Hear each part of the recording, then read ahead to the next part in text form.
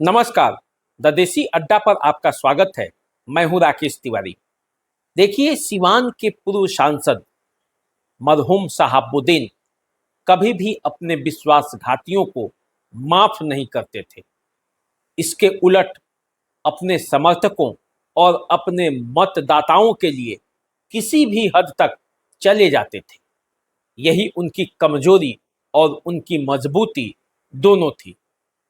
मोहम्मद शहाबुद्दीन जितने दिन भी चुनावी राजनीति में रहे, चुनाव का जो ट्रेंड है मोहम्मद शहाबुद्दीन ही सेट करते थे। सिवान की पूरी चुनावी राजनीति मोहम्मद शहाबुद्दीन के समर्थन और उनके विरोध पर ही टिका होता था। जितने दिन मोहम्मद शहाबुद्दीन चुनाव लड़े,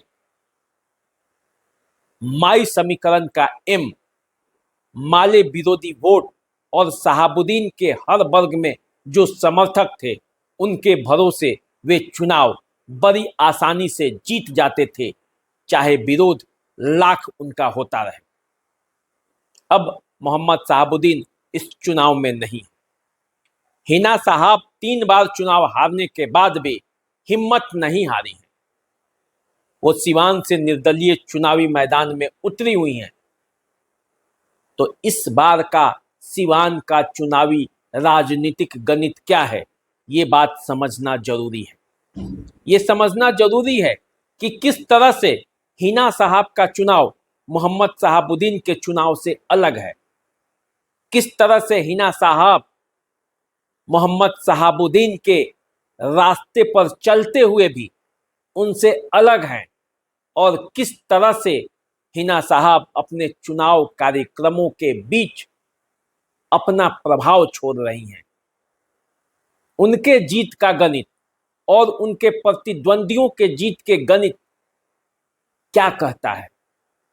सिवान की राजनीति में एक नए तरह का जो प्रयोग सिवान में अभी चल रहा है, उसका क्या असर होने वाला है, ये सब आज जानेंगे। तो उससे पहले सबसे पहले जान लें कि सिवान के चुनावी मैदान में आखिर कौन कौन खिलाड़ी उतरे हैं। सबसे पहले बात हिना साहब का ही कर लेते हैं। निर्दलीय प्रत्याशी के तौर पर हिना साहब चुनावी मैदान में हैं। यहां से आरजेडी ने अवध बिहारी चौधरी को चुनावी मैदान में उतारा है, और जनता दल यू ने यहां से विजय लक्ष्मी को चुनावी मैदान में उतारा है। यानी कि 2 महिलाएं चुनावी मैदान में यहां से मुख्य रूप से हैं, और इन तीनों प्रत्याशियों के बीच यहां सिवान में त्रिकोणीय लड़ाई है। इस त्रिकोणीय लड़ाई का क्या असर है सिवान में, ये बात करने की बात है। लेकिन इसके बीच समाज सेवी जीवन यादव ने भी चुनावी मैदान में उतरने का ऐलान कर दिया है। तो अब जीवन यादव के उतरने से, हिना साहब के उतरने से जो 2 दलीय प्रत्याशी हैं, अवध बिहारी चौधरी और विजय लक्ष्मी, उनके राजनीतिक सेहत पर क्या असर पड़ेगा, आज इसका भी गुना भाग करेंगे हम लोग। जब सिवान के राजनीतिक गुना भाग जब हम कर रहे हैं, तो जरा पिछली बार की राजनीति पर भी बात कर लेते हैं। पिछले चुनाव में क्या हुआ था इस सिवान सीट पर। पिछले बार हिना साहब आरजेडी की प्रत्याशी थी, और उन्हें जनता दल यू की प्रत्याशी कविता सिंह चुनावी मैदान में पराजित कर दिया था। 19 के चुनाव में भारत और पाकिस्तान के बीच जो युद्ध की स्थिति उत्पन्न हुई थी, और राष्ट्र प्रेम और देश प्रेम का ज्वार भाटा जो चला था, वो सिवान में भी दिखा, और उसका असर ये हुआ कि हिना साहब को तीसरी बार हारना पड़ा। कविता सिंह बड़ी आसानी से हिना साहब को पराजित कर दी। तब वे जनता दल यू के टिकट पर लड़ रही थी। इस बार उनका टिकट काट दिया गया है। वहां से विजय लक्ष्मी कुशवाहा को चुनावी मैदान में उतारा गया है। अब सवाल ये उत्पन्न होता है कि हिना साहब जो चुनावी मैदान में उतरी हैं, आखिर उनको किस किस के समर्थन का आस है, या उनके समर्थन में कौन सी राजनीतिक गोटी बैठ सकती है, पहले इस पर चर्चा कर लें। उसके बाद अवध बिहारी चौधरी के लिए कौन सी राजनीतिक गोटी बैठेगी, और फिर विजय लक्ष्मी किन मतदाताओं के सहारे चुनावी बैतरनी पार कर सकती हैं, इस पे बात करेंगे। तो हिना साहब जो चुनावी मैदान में उतरी हैं, उनके पीछे जो अधिकांश मुस्लिम वोट है वो उनके पीछे है। इसमें कोई दो राय नहीं है कि हिना साहब के पीछे अल्पसंख्यक समुदाय सीवान का खड़ा रहेगा। इसके अलावे माले विरोधी वोट हिना साहब के पक्ष में आ सकते हैं, पहले भी शहाबुद्दीन के साथ वे रहते थे। इसके अलावे यदि आप देखेंगे तो स्वर्ण जातियां हिना साहब के पक्ष में गोलबंद हो सकती हैं। महाराजगंज से आरजेडी ने रणधीर सिंह का टिकट काट दिया है। रणधीर सिंह प्रभुनाथ सिंह के पुत्र हैं, तो प्रभुनाथ सिंह का पूरा समर्थन हिना साहब के साथ है। वो ऐलान भी हो चुका है कि हिना साहब के साथ सीमान में वो समर्थन करते हैं। तो ऐसी स्थिति में प्रभुनाथ सिंह के समर्थक राजपूत जातियां हिना साहब के साथ जुड़ सकती हैं। आशुतोष कुमार जहानाबाद के जो अपने आप को भूमिहार नेता मानते हैं, उन्होंने भी वहां हिना साहब के पक्ष में ऐलान किया है। तो राजपूत, भूमिहार और ब्राह्मण के भी कुछ वोट हिना साहब के साथ जुड़े हुए हैं।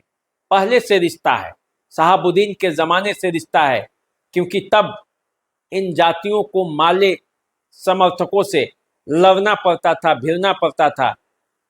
रघुनाथपुर, गुठनी, मैरवा, इन इलाकों में, तो इन इलाकों में जो मतदाता हैं सवर्ण, वो हिना साहब के पक्ष में गोलबंद हो सकते हैं। इसके अलावे हिना साहब राजद में रही, राजद के एक एक कार्यकर्ता के बीच उनकी पकड़ और पहुंच है, सबके लिए कुछ ना कुछ किया है। तो इसलिए राजद का एक बहुत बड़ा वर्ग अंदर ही अंदर हिना साहब को सपोर्ट कर सकता है। उसमें हर जाति के होंगे। मैं ये मानता हूं कि उसमें यादव जाति के भी कई नेता और कार्यकर्ता और आम मतदाता हो सकते हैं, क्योंकि उनका भी रिश्ता शहाबुद्दीन से रहा है, हिना साहब से रहा है। तो उन व्यक्तिगत वोटों को आप नकार नहीं सकते। कई लोगों को विधायक बनाने में भी हिना साहब का हाथ है, तो वहां भीतरघात की भी स्थिति है। वो रहेंगे चाहे जहां, लेकिन ऐसा हो सकता है कि अंतिम समय में वो हिना साहब के साथ अंदर ही अंदर खड़े नजर आए। सबकी अपनी अपनी राजनीति में मजबूरियां होती हैं, उन्हें भी चुनाव लड़ना है, उन्हें पता है कि किन वोटों के सहारे वे जीते हैं, तो इसलिए वे खड़े रह सकते हैं, अंतिम समय में हिना साहब का साथ दे सकते हैं। वो कौन कौन विधायक हैं आप समझ सकते हैं। तो ये हिना साहब के साथ जो गोलबंदी है, वोटों का समीकरण है, ये जुड़ सकता है। इसके अलावे यदि बात करते हैं कि अवध बिहारी चौधरी के लिए क्या चांसेस हैं, अवध बिहारी चौधरी का क्या समीकरण है, तो अवध बिहारी चौधरी के साथ आरजेडी के आधार वोट उनके साथ जुड़ सकते हैं।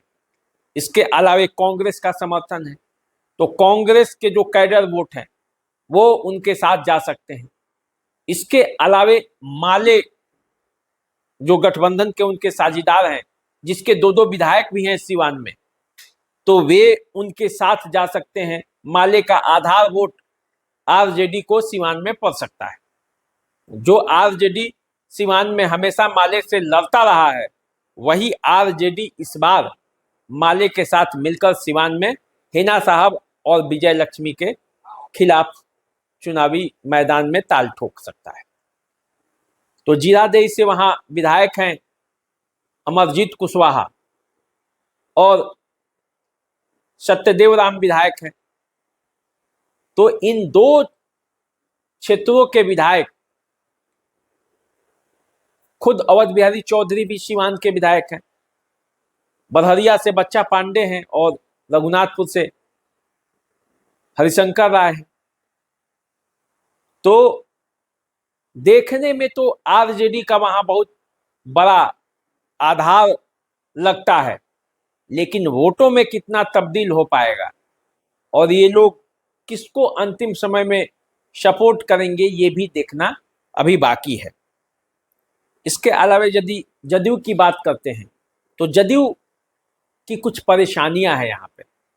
जदयू को मोदी का सहारा है, बीजेपी का एक बहुत बड़ा आधार वोट सीवान में है, उसका सहारा है, प्लस जनता दल यू का वहां पिछले बार एमपी रहा है तो उनका सहारा है।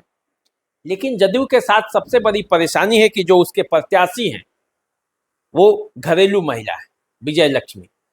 तो प्रत्याशी को तो लेकर कोई लोगों में दिलचस्पी नहीं है, लेकिन प्रत्याशी के जो पति हैं रमेश कुशवाहा, उन्हीं के पिता माले को सिवान में लाए थे और माले का आधार कभी सिवान में रमेश कुशवाहा थे। हालांकि बाद के दिनों में वे शहाबुद्दीन के सामने सरेंडर कर गए, आरजेडी ज्वाइन कर लिया, आरजेडी के जिलाध्यक्ष भी रहे और जब 15 में चुनाव हो रहा था तो जीरादेई से सीट जब जदयू के खाते में चला गया तो जदयू ज्वाइन करके जदयू के प्रत्याशी के तौर पर जीरादेई से चुनाव लड़े और जीते भी। 20 में हालांकि जब चुनाव हो रहा था तो सीट कट गया, टिकट काट दिया गया और उन्हें टिकट भी नहीं मिला था। वो उपेंद्र कुशवाहा के पार्टी में थे, प्रदेश अध्यक्ष थे उनके, लेकिन नीतीश कुमार ने उन्हें अंतिम समय में वहां से निकालकर सिवान का प्रत्याशी बनाया, उनकी पत्नी को। तो अब यही धर्म संकट है। बीजेपी के नेता तो उनके साथ घूम रहे हैं, लेकिन वोटर कितने कनेक्ट हो पाएंगे रमेश कुशवाहा से, ये देखना अभी बाकी है कि बीजेपी के वोटर, नेता की बात मैं नहीं कर रहा, लेकिन बीजेपी के जो वोटर हैं वो कितने कनेक्ट हो पाएंगे विजय लक्ष्मी से, यही उनके लिए समीकरण सेट करेगा। यदि पूरी तरह से बीजेपी के वोटर और जनता दल यू के वोटर कनेक्ट हो जाते हैं विजय लक्ष्मी से, तब तो वो लड़ाई में बनी रहेंगी, वरना सोचना पड़ेगा कि वहां लड़ाई कैसी होगी। अब देखिए, हिना साहब को लेकर एक सहानुभूति भी है और इसीलिए पप्पू यादव भी ऐलान करते हैं, आशुतोष कुमार भी ऐलान करते हैं, रणधीर सिंह, प्रभुनाथ सिंह भी ऐलान करते हैं और देवेंद्र प्रसाद यादव झंझारपुर से भी आकर ऐलान करते हैं कि हिना साहब को वोट करना चाहिए। मैंने देखा भी है, हिना साहब का चुनाव प्रचार भी चल रहा है, बड़ी मुस्तैदी से और बड़ी शालीनता से हिना साहब अपने चुनाव प्रचार में लगी हुई हैं। और मैंने जो कहा कि शहाबुद्दीन के लड़ाई और हिना साहब की लड़ाई में अंतर क्या है, वो उस पर जरा हम एक चर्चा करेंगे। पिछले दिनों मैंने बीबीसी में एक इंटरव्यू देखा, हिना साहब चुनाव प्रचार के दौरान वो जा रही थी और उस समय बीबीसी के एक संवाददाता ने उनका इंटरव्यू लिया था। हिना साहब कितने सफाई से वो निकलती हुई दिखी अपनी बातों में, कितनी शालीनता से वो उन बातों से बच रही थी जो शहाबुद्दीन के लिए नकारात्मक था। उनके जो सकारात्मक पक्ष है उसी पर हिना साहब बड़ी चतुराई से अपनी बातें रख रही थी। वे शहाबुद्दीन को बाहुबली नहीं बल्कि विकास पुरुष बताते थे। बड़ी आसानी से उन्होंने उन बातों को दरकिनार किया और जिस मिशन में अभी लगी हुई हैं, जिस मिशन में जुटी हुई हैं, जिस सिवान की सफलता के लिए लगी हुई हैं, उस पर वो फोकस थी। मोदी के बारे में भी उनको सवाल पूछा गया, लेकिन उन्होंने बड़ी चतुराई से कहा वे अभी सिवान की लड़ाई लड़ रही हैं। वे उतनी बड़ी नेता नहीं कि मोदी पर बोले और लालू यादव पर भी बोले, वे सिर्फ सिवान के लोगों के लिए कुछ करना चाहती हैं। जीतने के बाद क्या होगा वो तब तय किया जाएगा। लेकिन अभी उनका पूरा फोकस सिवान पर है। वे किसी विवाद में नहीं पड़ना चाहती और सीधे सीधे जनता के दिल में उतरना चाहती हैं। आपने देखा होगा नवरात्र में भी जाकर उन्होंने कन्याओं का पूजन किया। अपनी उस छवि को हिना साहब तोड़ देना चाहती हैं, जो छवि बनाकर पिछले 3 चुनाव में उन्हें हराया गया। तो हिना साहब इस बात को समझती हैं कि उनकी एक बोली किस तरह से गोली के रूप में काम करेगा और किस तरह से पूरा चुनावी समीकरण बिगड़ सकता है। इसलिए हिना साहब इस बार फूंक फूंक कर कदम उठा रही हैं और उनकी एक एक बातों में दम दिखता है। तो चलिए, हिना साहब अपने चुनावी रणनीति में जुटी हुई हैं। अन्य प्रत्याशियों के भी अपने अपने रणनीति हैं। सिवान का चुनाव अंतिम समय में भी पलट जाता है। क्या होगा, कैसे होगा, सिवान में कौन सी रणनीति काम करेगी, ये तो आने वाले समय में पता चलेगा। और तब मैं फिर आपको जब कुछ परिवर्तन होगा तो फिर आऊंगा और बताऊंगा कि सिवान का राजनीतिक समीकरण कहाँ जा रहा है। फिलहाल आप हमें दीजिए इजाजत। चैनल को सब्सक्राइब कर लीजिए, फेसबुक इंस्टाग्राम पे हमें फॉलो कीजिए। नमस्कार।